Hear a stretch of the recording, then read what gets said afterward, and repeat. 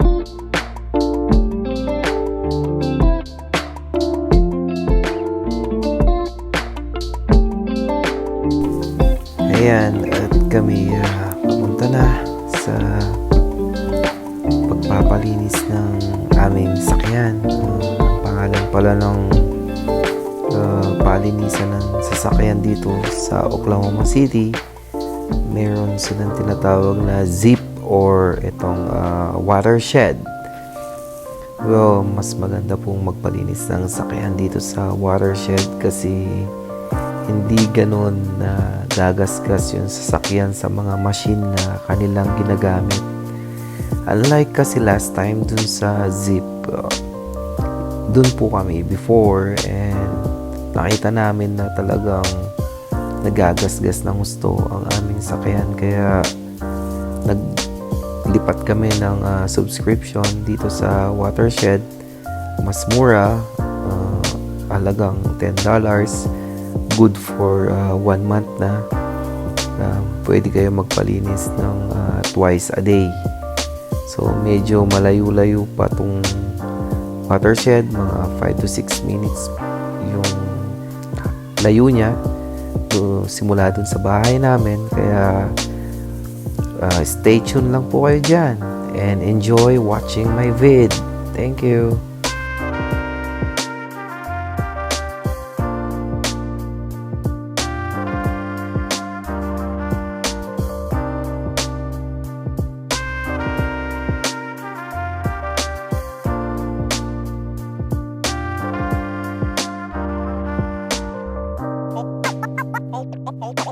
Always watch your back. Shit. Shit.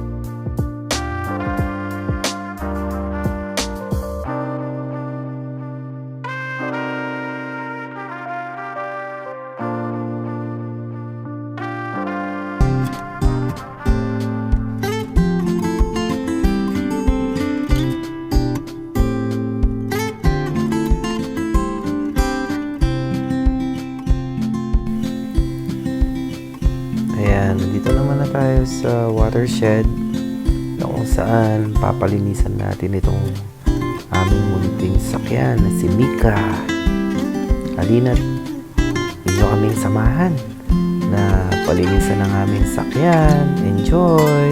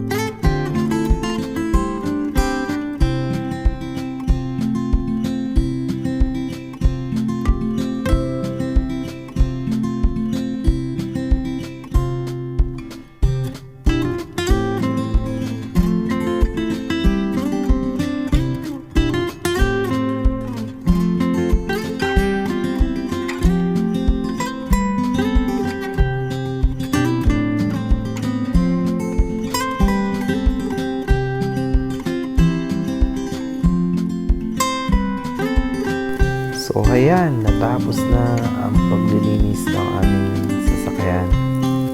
Dapat kami ang magpupunas nito after ng malinisan. Ngunit may kailangan pa kaming gawin. So pinagtanungan na lang namin o pinag-usapan namin ng aking asawa na huwag na munang punasan. Tuloy na kami dito sa shopping center. So nandito pala kami ngayon sa Old Navy. Tinitingin ng mga kung ano-anong damit na aming mga magustuhan. Ayan, mga pambata din para sa aming mga anak. So ito yung asawa ko nagsusukat na ng sapatos. So kung may magustuhan man sana siya, ayan, sana ay mabili ko.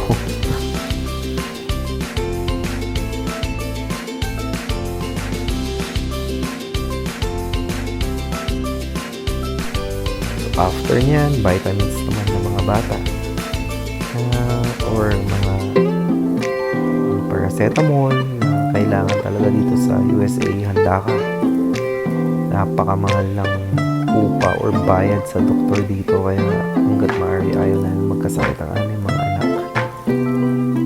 Ayan, ito naman yung mga vitamins kung gusto nyo. Oops, yan, gusto ko yan, mga pampaganda ng katawan. Yung mga kailangan ko to, tingin ko lang.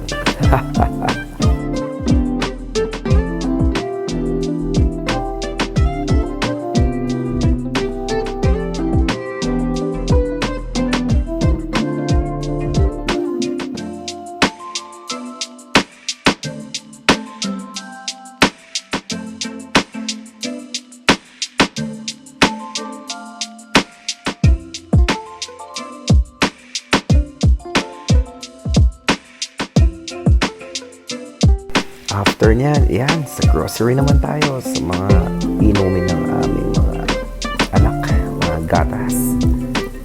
Siyempre, ang gustong-gusto nilang kainin tuwing umaga, ang walang hanggang itlog. Itlog is real sa mga batang to. Itlog is life, kumbaga. So, yan, minamadali ko na yung ng video upang sa ganun, hindi naman siya ganun kahaba. So, mga kaibigan nito, tingnan niyo yung mga isda dito.